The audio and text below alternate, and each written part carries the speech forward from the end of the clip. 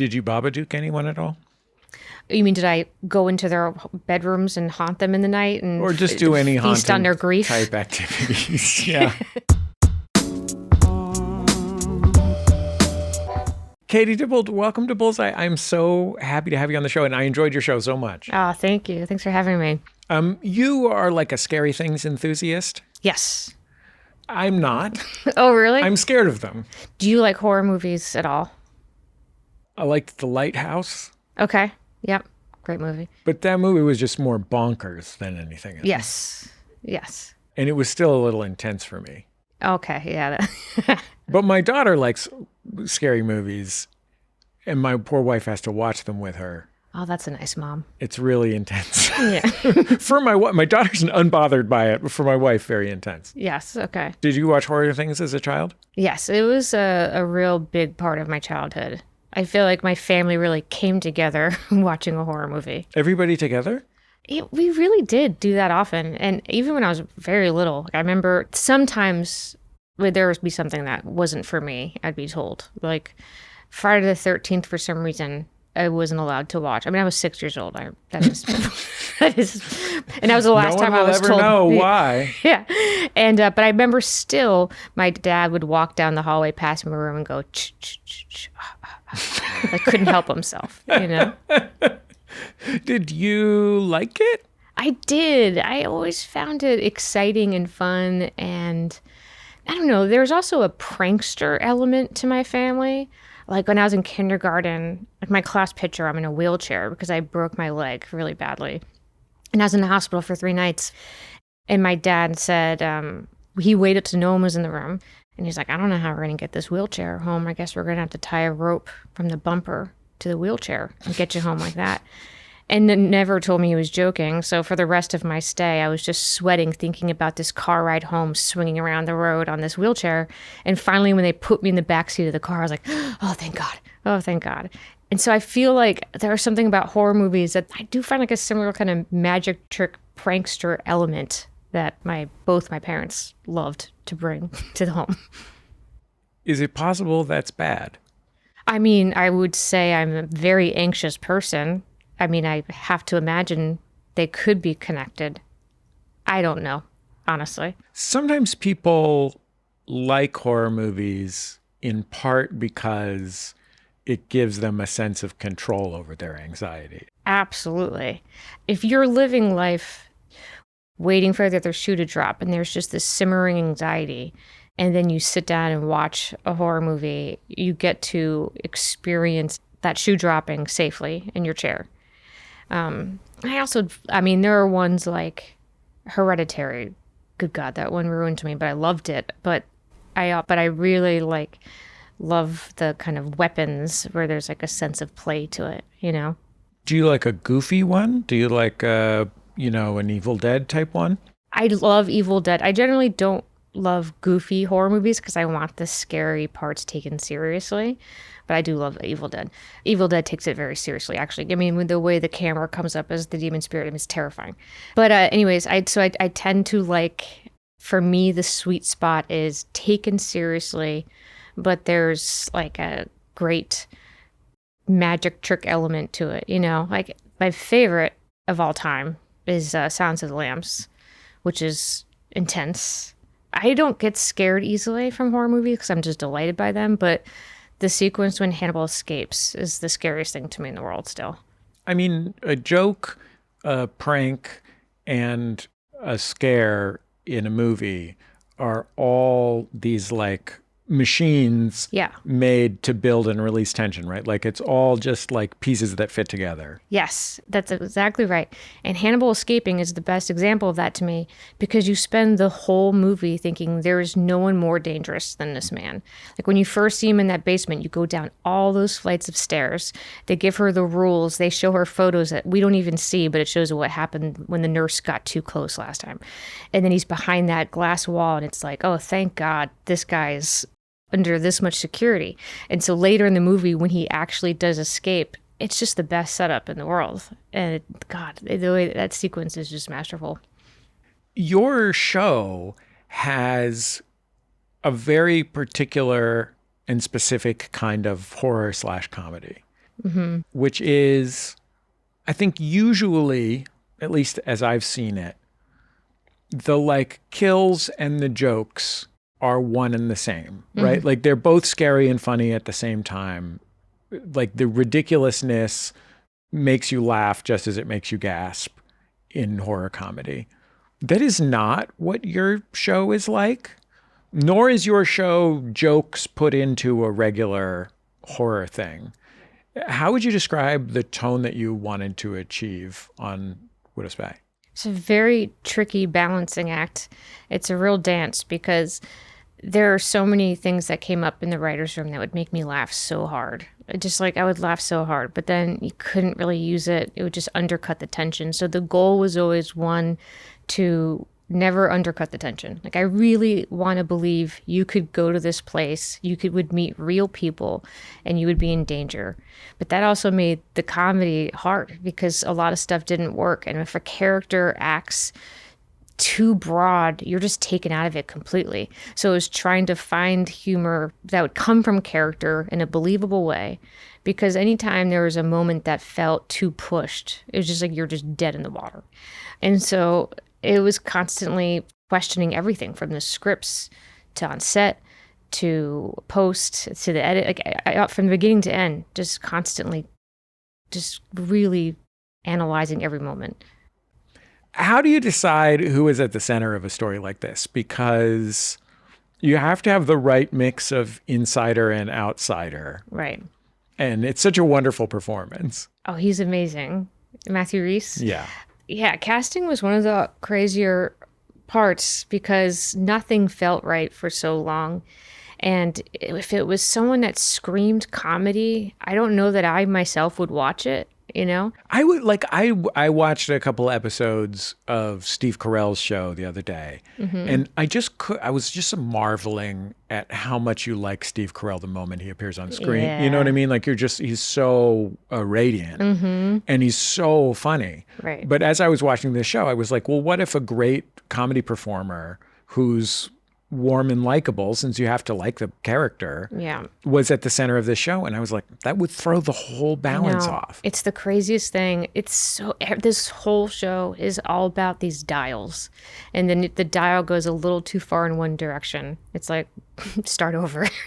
And so casting was really tough. And so when Matthew Rhys came up, I'm a huge fan of his. I'm obsessed with Americans, and I think he's one of the greatest actors of all time, truly. But I was like, it's hard to imagine. Like, I've never seen him do like anything comedic. And he's Welsh. Yes, which I think I had forgotten.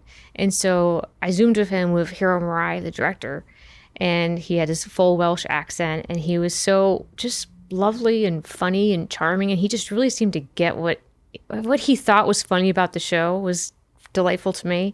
But I remember also I pitched him, when I pitched him the season arc, the story, he was listening and just kind of turned serious, and it kind of reminded me of his character from The Americans again. I was like, oh my God, it's him, you know? Anyways, but we got off the Zoom, and then I talked to Hiro, and we just both felt great. Like this whole show, I think making the show is a lot of like gut feeling, like, oh, this feels bad or this feels good. But when we got off that Zoom, it just felt good. I'm like, oh, thank God. This just feels like the right thing. And then sure enough, like he's just, he's like an incredible actor, and he doesn't go for the joke. He just plays the scene, but he's also so naturally funny and has just impeccable comedic timing. So it's a real dream come true. I don't know how the show would work with anyone else, honestly.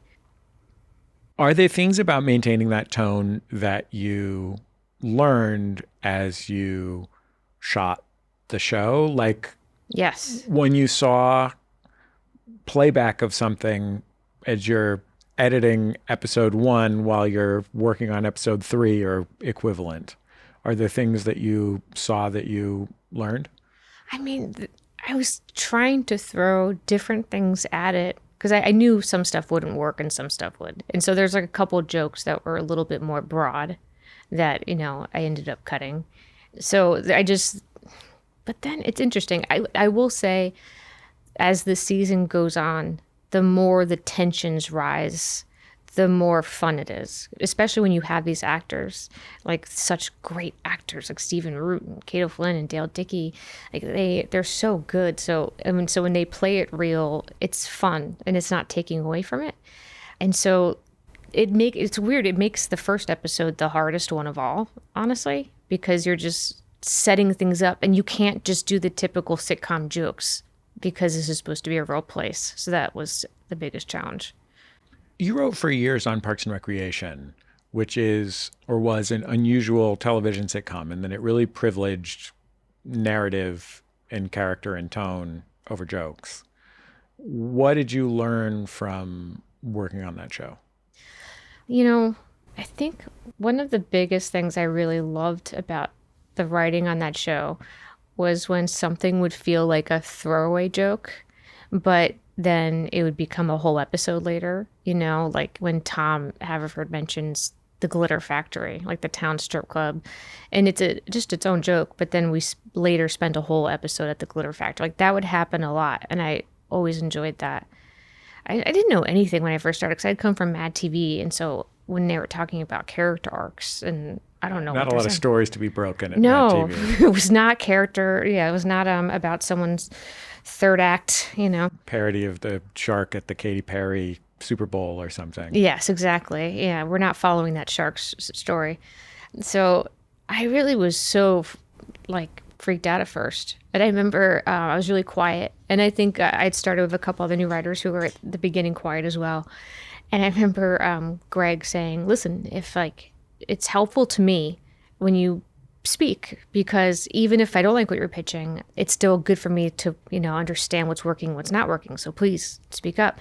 And I feel like it was 5 minutes later, I pitched something and the whole room was like, no.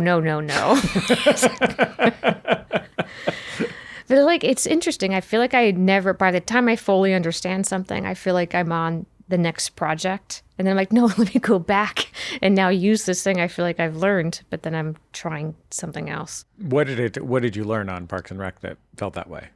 I mean, honestly, I just did not understand what they meant by character arc. There's a lot of math to it.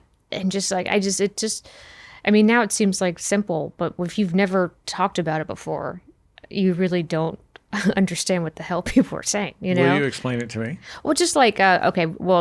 I'm going to use something we end up not using, but Andy, originally he had a whole trajectory he was going to become the mayor of Pawnee someday, And so you think about the season, okay, what are steps forward that he can take to get there? And you just sort of map out the season and say, okay, this episode, we're going to see him do this. You're kind of charting this journey and ideally adding dilemmas and choices that he makes to show how he gets there. Some people do it the opposite way where you don't know how it's going to end, but you come up with the dilemmas first and then follow, well, what would that character do? And go that way. So there's a lot of different ways to do it. But also one thing that was nice, because I think one thing I did wrong was I should have thought about what I just think is funny and fun rather than worrying so much about what the right thing to say was, because I don't think that was, And I remember Mike Schur did this really lovely thing where when he sent me off on script for my first script as beauty pageant, he said oh, interesting enough, the spec I got the job for was Widow's Bay. And so when he pointed out a joke from that pilot, he's like, do stuff like that, use your humor, do that. And it was very freeing, and it was a really, I don't even know if you'd remember that, but he just pointed out one joke, do stuff like that, and it changed how I felt being in a room, and it was very, really motivating, not hard because of that.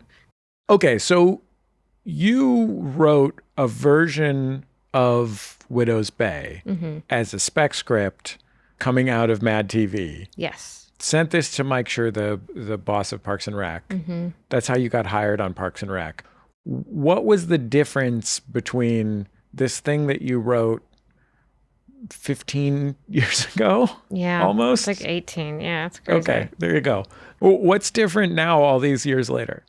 Well, it's okay. I would say the big differences are it was much more comedy focused, and TV has changed so much since then.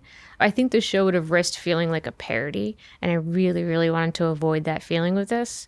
And so it was very joke heavy. And I would say the other big difference is that the mayor knows the town is cursed from the get-go, and he's just trying to convince people. So it's just broader and a little bit more, I don't know. And I think a lot of the jokes and humor feel like the heart of what's there now, but it just feels differently. It just feels it's a different experience. Why did you keep it? Why did I keep going back to it all this time? I don't know. I guess I just really wanted this place to exist. I really enjoy, it's the Stephen King thing too. Like I just enjoy feeling like I'm in a world that doesn't exist. And I don't know if that's the daydreamer of me as a kid, a stressful household. My parents are great, but great house, great people. But just like my dad, he quit drinking when I was 12. So there's always a little bit of like the walking on eggshells kind of tension, And so like, I just always loved imagining going somewhere. Like I had such an obsession with like Disney and Epcot Center. And I do still think a part of me just really likes that kind of feeling like you can create this world that doesn't exist, that you can just go to. And so I think that's part of it. And I don't know, for some reason, it felt like it was very easy for me to write humor for this show. If that makes sense. One of my favorite movies of the last 15 or 20 years is a movie that you wrote called The Heat. It is a silly goof movie. Right. Like a silly goof buddy movie. Yes. We got a situation in Boston. I'm sending you up. FBI, we recently got intel that you brought in a dealer, Terrell Rojas. Hey, look who's here! Detective Mullins isn't back from lunch yet. Sure you won't mind? Well, he's a she. Oh, it's on! When you wrote that film, which was the first screenplay you had produced, how did you think about balancing the idea of like, uh-oh, is this a parody? Or, uh-oh, is this not about anything? Or, you know what I mean? Right, yes. Okay. I feel like if anything comes from a passion, it's actually kind of similar in a way, because for a long time, I wanted to be an FBI agent growing up. And so it just came from that same place. Like, I just want to imagine I'm an FBI agent and just started from there. And so then I think the most important thing for me is like the dynamics. So like with Widow's Bay, like surrounding Loftus with people that you can have fun with those dynamics in different ways. And so with The Heat, it was this FBI agent that's, a little bit more, I don't want to say uptight, but just a little bit like more, went to, just more, Jesus like Christ. By the Book. Yes, thank you. By the Book is a classic, okay, like it's 48 a classic, hours. Yes. Yeah. And then Mullins, the cop, is just going to be someone that's just going to constantly chisel at her and just poke at her. So I think when you focus on the characters and those dynamics, and that's where the humor comes from, then it will feel less like a parody. That has been at least what I've been trying. I mean, you also get an immediate blast of differentness because we're so used to this sort of absurd hypermasculinity in that kind of movie. Right. That putting like fun women in those parts rather than, I mean, usually one of the dudes is fun and the ones where it's two dudes. Right. You know what I mean? It really was like a different time. Like it wasn't that long ago. Like the movie came out in 2013, but it was so different then. Because I remember when I was writing it, Bridesmaids hadn't come out yet. And people were like, you should wait and see how Bridesmaids does before you try to take this out. And it's so crazy. It's like if Bridesmaid had not done well, then that would have been it. It's crazy. And I would love to say that I was like, I don't care. I'm going to finish writing it and it's going to be great. But I think I did take a break. I'm like, all right, let's see how Bridesmaids does. Like I'm ashamed to admit that. Like it's true. It's like, we got to find out if people enjoy women. I know. It's so wild. It's so crazy. And it's like, there was a period of time where that was the question. And then there's a period of time afterwards where like that people are like, well, I'm not talking about that anymore. That's crazy. But now to me, this is the time of like, Jesus Christ. Do you remember when people used to ask that, anyways, but it's, it just blows my mind. That wasn't that long ago that was a question. Speaking of the horrors of Hollywood, You wrote the hilarious 2016 Ghostbusters movie, which was freaking hilarious. Oh, thank you. And was the subject of intense internet baloney from the moment it was announced. It was like the entertainment property that defined modern internet baloney. Mm. What was it like to be getting that kind of intense energy before there even was a movie? It was an intense reaction that I did not expect. And I probably should have expected it, honestly. I mean, it's like a movie. The original is just part of everyone's soul. I mean, if you grew up in the 80s or if you were just alive in the 80s, that movie had a huge impact on your life. And I really think the original is almost like a miracle. Now, from being in this business, when I see a good movie in the theaters, I'm like, God bless them. Because you know all the different things that have to come together. And that movie could have been so bad. And when you see the level of competence on a thing that's bad, like when I walk through a commercial being shot in my neighborhood and I see the level of competence of everyone involved, like this extraordinary, and I'm like, at the end of that, it's just going to be the Affleck duck or whatever. Right. Best case scenario, it's going to be the Affleck duck. Yeah.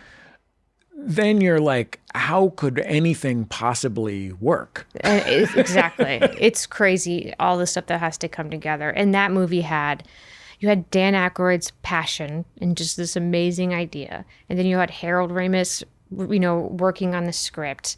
Then you had Ivan Reitman in this moment of time making the best comedies. And you had Bill Murray doing Bill Murray and just peaking Bill Murray. And it's all those things came together, and I can't imagine any of those elements missing. So all that to say is, I think also people kind of got lumped together. And I think this happens so much today in politics too, and it's such a bummer. Like, you're allowed to not like the movie. You're allowed to, one, not be excited that it's not going to be the Ghostbusters sequel you thought, where you're going to see these characters that you loved. But that version at that time was not going to happen. And so anyways, but I understand being bummed. I understand seeing the movie and it's not for you. Like, all those things are allowed. I think there were also people that were like so angry. I remember there was a tweet, this really made me laugh. This man was like trying to be helpful. He was like, listen, I'm just worried. Women can't carry that kind of dialogue. Like, he was just trying to help out. And so it's hard to even be mad at that. But that was like, so people kind of get lumped in together, and it seems, and I think that's where things get ugly, because it's like, it'd be easy for me to just point at someone who fired off some like violently sexist tweet, like some angry, rage-filled tweet, and be like, oh, this is why they don't like it. But, there's plenty of reasons why someone could decide it wasn't for them, I think because the original Ghostbusters defined its own genre. Yeah. And changed the way that blockbuster cinema is made to some extent. It's easy to forget when we look back on it how much it is about action and horror. Right. Like, I watched it with my kid, let's say 7 years ago, something like that, right?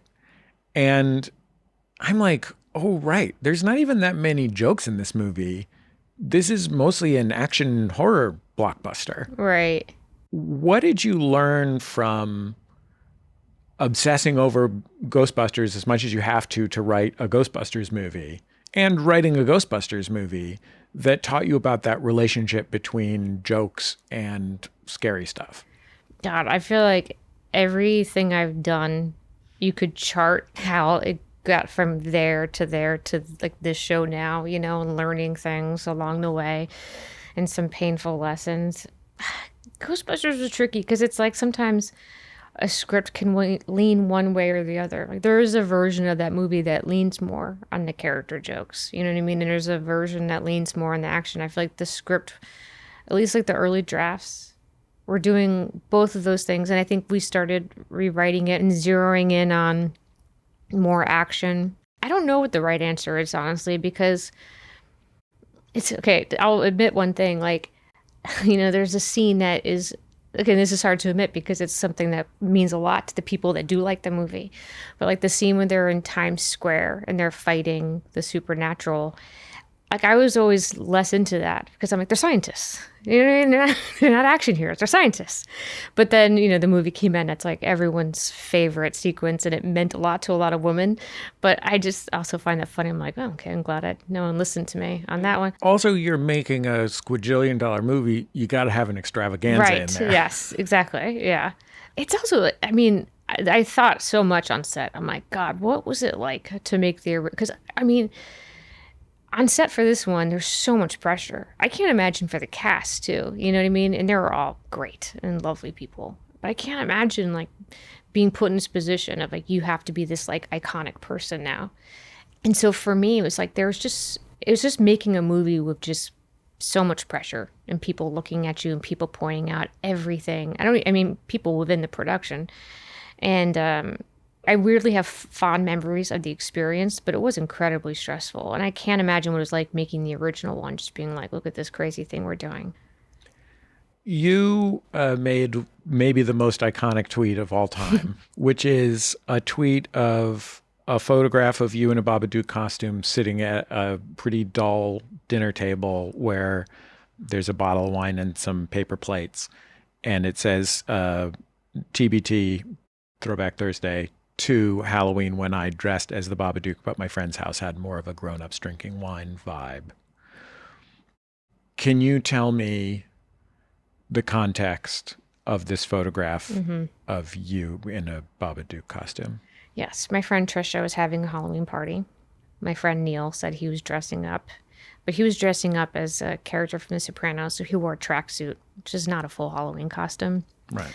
And so I got dressed. I went to the Salvation Army and found that coat and hat. And I can't remember where I found the wig. Probably a Halloween store. Got makeup. Really went to town.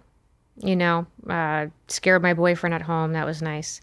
So I got that at least. And then when we got there, no one was dressed up. And it was just such an extreme costume. These were good friends.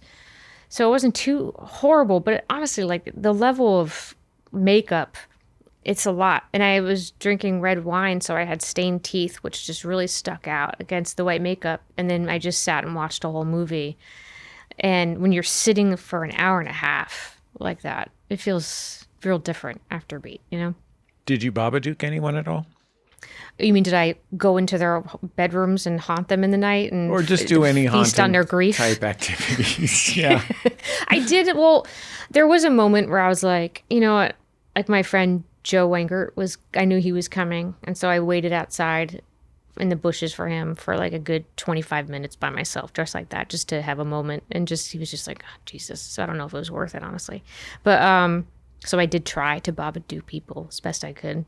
What scared your boyfriend?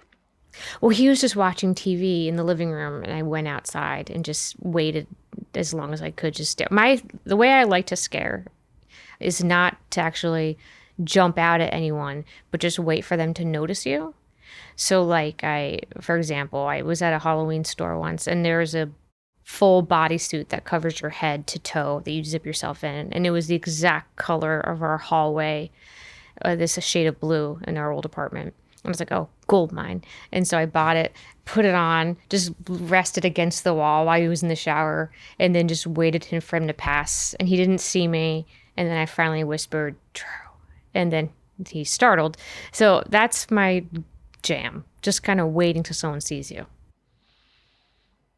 It's interesting that you have this passion for doing these things to such an extent that when you see a full bodysuit that is the same color as your walls, you say, oh, gold mine. Yeah. No, I was like, this is a hit.